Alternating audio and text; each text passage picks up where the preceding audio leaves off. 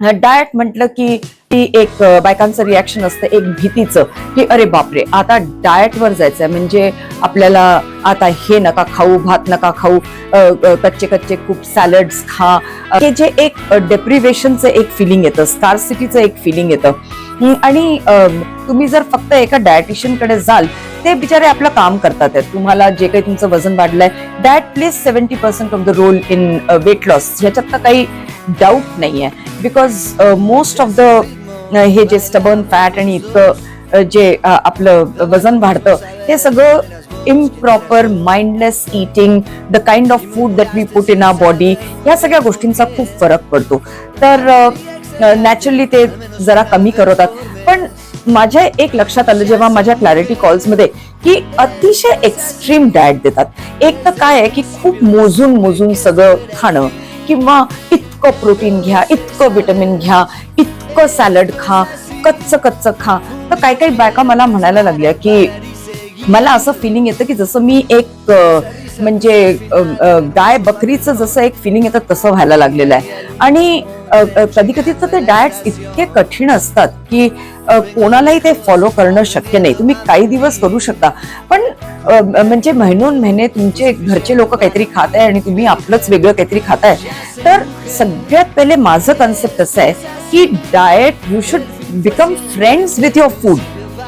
अन्न हे पूर्ण ब्रह्म, म्हणजे अन्न तुम्हाला जीवित ठेवताय, ते तुमच्या शरीराला चालवत आहे, त्याच्याशी दुश्मनी घेऊन कसं चालेल.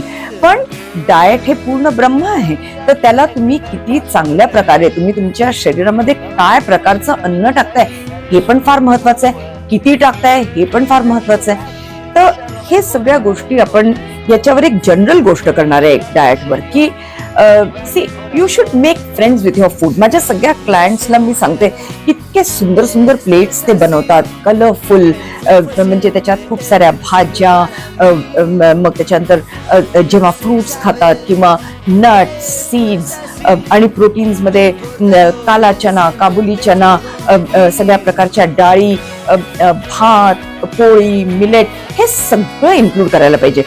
It should have proteins, it should have carbohydrates, fats in all correct proportion, because proteins is a building block, cell repair, carbohydrates give you energy, fats give you lubrication, it is important for absorption of so many fat soluble vitamins. तर याच्यापासून तुम्ही स्वतःला वंचित नाही ठेवू शकत.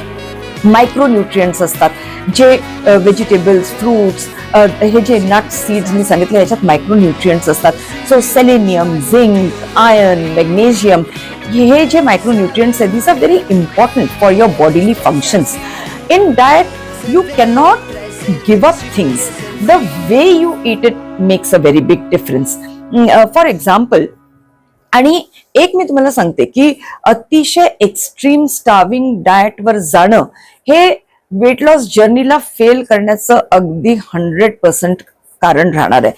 You should be able to eat the food that you are cooking for everybody. आता काही काही ऍडिशन्स करणं जरुरी आहे. येस, तुम्ही जर सॅलड्स व्यवस्थित खात नसाल, salads have to be included. आता सॅलड कसं खायचं याचं पण एक तंत्र असतं.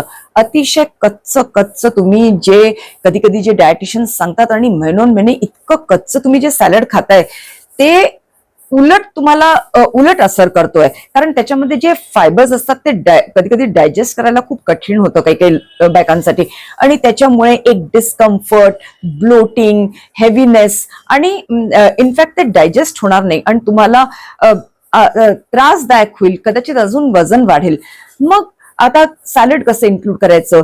2 दिवस रॉ सॅलड, 3-4 दिवस थोडेसे स्टीम्ड व्हेजिटेबल्स. मग तुम्हाला प्रोटीन इन्क्रीज करणं जरुरी आहे, येस, पण त्याचं ऑब्सेशन नका करू. तुम्ही ब्रेकफास्ट मध्ये you should have good fibre, lot of proteins. आता प्रोटीन्स इन्क्रीज करणं म्हणजे काय, की घरामध्ये तुम्ही काही काही आता गोष्टी जमवून ठेवा. For example, all types of dry fruits, त्याच्यानंतर डेट्स, खूप सारे व्हेजिटेबल्स, रंगबिरंगी बीट, कॅरेट, कॅप्सिकम, जितकं कलरफुल फ्रूट आणि व्हेजिटेबल असेल तितकं चांगलं.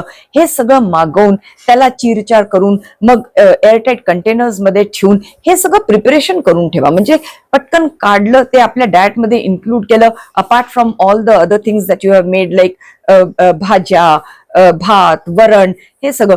तर आता जसं ब्रेकफास्ट मध्ये तुम्हाला सांगितलं की फायब्रस अँड प्रोटीन हे तुम्ही इन्क्लूड केलं. फायबर्स मध्ये आता काय, जसं चिया सीड, पंपकिन सीड, त्याच्यानंतर नट्स, सगळ्या टाईपचे फ्लॅक्स सीड, बेझल सीड्स, हे सगळे these are all fibrous things. Green vegetables, fruits, ते इन्क्रीज द फायबर. तर include more of fibre in your diet. So this is an addition. आता आणि माझं हे म्हणणं आहे की फॅट तुम्ही कुठेतरी कमी करताय. फॅट खाल्ल्याने वजन वाढत नाही. It is the bad fat or trans fat. जे तुम्ही बाहेरचं खाता ते फॅट्स खराब असतात.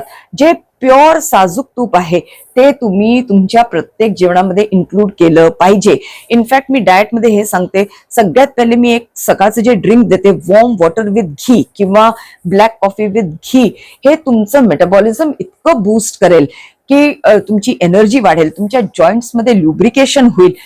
Fats, good fats you need to increase. त्याच्यानंतर कार्बोहायड्रेट्स, भात खाल्ला पाहिजे. त्याच्यात तुम्ही असं भात वगैरे सोडून काही फायदा नाही. आणि भात खाल्ल्याने कधीच वजन वाढलेलं नाहीये. हे तुम्ही जे अटपट बाहेरचं हे ते सगळं खाताय, अतिशय मैदा, नूडल्स, पास्ताज, पिझ्झाज, हे बघा तुम्ही. आणि पिझ्झा जर तुम्ही घरी बेस बनवून जर बनवला ना, तर तो पिझ्झा हे नाव खराब नाहीये, ते कसं बनवतात हे खराब आहे. तर तुम्हाला भात खाणं आवश्यक आहे. येस, तर एक प्लेट कसं असायला पाहिजे, त्याच्यामध्ये येस सॅलडचं तुम्हाला पोर्शन तुम्ही इन्क्रीज करा. वरण, त्याच्यानंतर राजमा, छोला, चना, हे सगळं जास्तीत जास्ती बनवा. त्याला एक मोठ्या बोलमध्ये घ्या. भाजी तुम्ही जी काही बनवताय, तुम्ही जर नॉनव्हेज असाल तर chicken curry, fish curry, mutton curry. भाज्यांमध्ये तुम्हाला ड्राय भाज्या किंवा ज्या भाज्या तुम्ही बनवता, भरले वांगे, ढेंच, जे काही आहे ती भाजी घ्या, पण भाजी थोडी कमी घ्या. वरण आणि प्रोटीनेशियस हे ते जास्ती खा. भात हा 1 कप पासून सुरू करा. इतका एकदम भात घेणं आणि म्हणजे अगदी माइंडलेसली खूप जास्ती खाणं असं नका करू. आता डाएट जे आहे ना, हा खूप एक व्हास्ट विषय आहे. तर मी तुम्हाला सगळ्यात पहिले हे सांगितलं की मेक फूड युअर फ्रेंड. त्याला तुम्ही जितकं प्रत्येक वेळी जे प्लेट घ्याल त्याला तुम्ही जितकं गिल्ट आणि एका सेन्स ऑफ ज्याला म्हणतात डिस्कम्फर्टनी खाल ना, त्याचा अतिशय वाईट परिणाम होणार. कदाचित ते फूड खाल्ल्याने नाही होणार, पण तुमच्या या माइंडसेटमुळे त्याचा वाईट परिणाम होईल. काही पण तुम्ही खाताय ना, तेव्हा खाऊन घ्या. त्याला बॅलन्स कसं करायचं हे शिका. तर डाएट कसं असायला पाहिजे, it should give you fulfilment. पोट तुमचं भरलेलं असलं पाहिजे. आता किती पोट भरलं असलं पाहिजे, तुम्ही गच्च जर एखादं कोणतं मिक्सर समजा तुम्ही वापरता, त्याला गच्च भराल, ते ओव्हरलोड होईलच. तसंच तुमच्या पोटाला सुद्धा त्याच्यामध्ये 70% अन्न गेलं पाहिजे, so that there is some space for it to work upon it, take out the nutrients. तर किती अन्न खाल्लं पाहिजे, कोणती गोष्ट जास्ती खाल्ली पाहिजे, कधी खाल्ली पाहिजे, जेवणाच्या आधी काय केलं पाहिजे, जेवताना काय केलं पाहिजे, जेवल्याच्या नंतर. मी तुम्हाला सांगते ना, छोटे small things make the biggest difference. It is not about giving up carbohydrates, giving up proteins, giving up पूर्ण अन्नच गिव्ह अप